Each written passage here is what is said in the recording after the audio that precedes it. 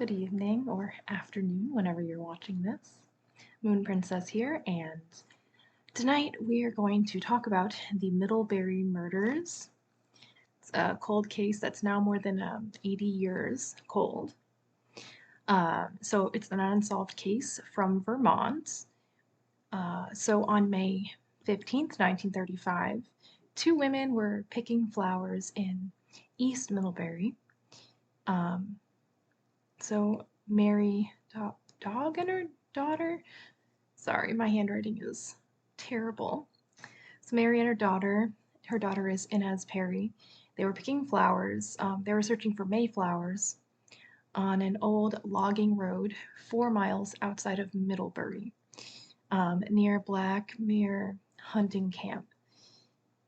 Inez went to kick what she thought was a rock and realized it was a human skull. Police were called. They arrived at the scene where they actually find 3 sets of human remains, that of a woman, a young boy, and then another child. All 3 had been shot in the head with a .38 caliber gun, clean through, with a wound to the temples. So the remains were found between 1 and 5 years after they had died. So proceeding the murders. So Detective Frenzani, I think that's how you pronounce it, initially he believed the remains were those of Cora Golden and her 2 kids, as there was no trace or record of them existing after 1929. So recent DNA actually indicates that the remains are not the Goldens, hence why it's unsolved. The true identity of these victims is still being investigated. They are buried in Middlebury Cemetery beneath a stone which reads, 3 souls known only to God. So the female, her remains, the woman, they indicate that she's 5'2" and was 5'2" and between 35 and 45 years old when she was murdered. Both children are male, the younger one between the age of 9 and 11, the elder between 13 and 15 years old, at the time of the murder. We still don't know who they are or who actually killed these victims. So, according to the victims' skulls, all 3 had had dental work done. The oldest child had gold dental work along the upper jaw with an Angles ribbon.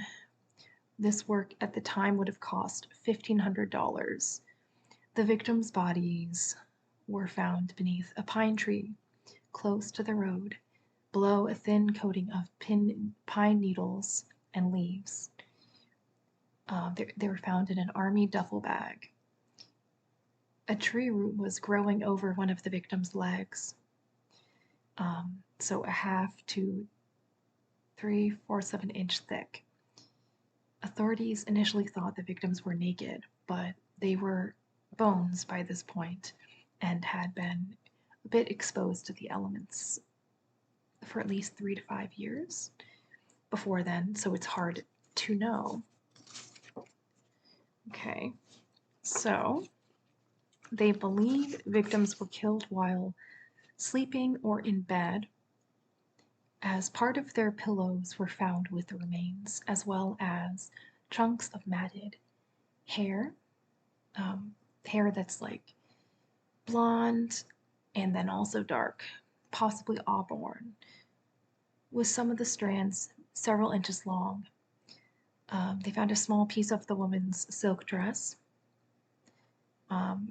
poorly disintegrating bits of black or green and buff striped awning, 4 small block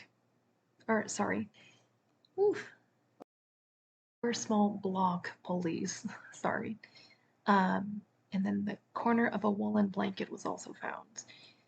Was the snap from an automobile side curtain. They found a flattened .38 caliber jacketed bullet from a Colt automatic under one of the skulls. Persons of interest in the case are R. Ludding of Buffalo, New York, who was staying in the Middlebury Hotel. He was particularly interested in the triple homicide and skeletal remains. He was reported to have been following police from Middlebury to Burlington using a car with Indiana plates. Seems that they lost sight of him and the search for Ludding eventually ceased. Arthur Denton, also referred to as Irving, also became a person of interest. In August 1931, Denton bought a Ford car and property on Starksboro Road. He paid in cash. Denton whitewashed property's windows, blackened lights, and told his neighbors to stay away from his property. He sold his property to Pacific National Bank in Seattle, Washington. According to neighbors close to Denton and the crime scene in 1932, they recall a dank stench of decaying flesh emanating from the woods. Harold Young, again another person of interest, from Burlington, 1929, he operated a store on the corner of Monroe and Champlain, part of Grand Union Tea Company. There were rumors that he was a bootlegger, moonshine, close to Buffalo, New York at some point. Claims it got too hot for him there.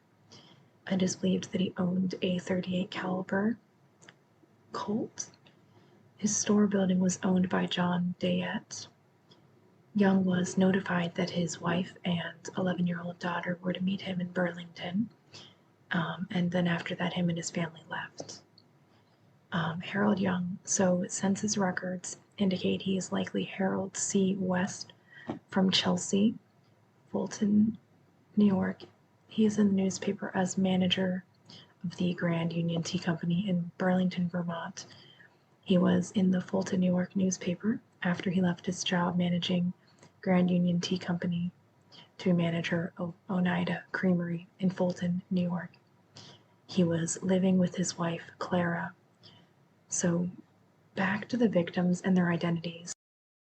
In 1938, when remains were examined, evidence led detectives to believe they were the Goldens, Cora Golden and her children, Charles Jr. and Beulah Elizabeth from Milton. The three had gone missing in 1923 when Cora was 31, Charles 7, and Beulah 4. Had they died 7 years following this, the ages and years of their deaths would seem to match up with the case. So farmhand Joseph Carter from Milton also went missing when the Goldens did, which they believed to be connected. Detectives tracked down Cora, her children, and Carter to Hartford, Connecticut, then back to Vermont in 1929. As they lost them from there, they believed the bodies were Cora and the kids. However, April 1938, the daughter was found living with a family who adopted her in Connecticut. They were able to track down Cora and Joseph, who in 1924 happened to have a child together, a boy. Both the children in this case were boys, I would also mention. The dead children from this case were boys of genetic relation to one another, according to experts.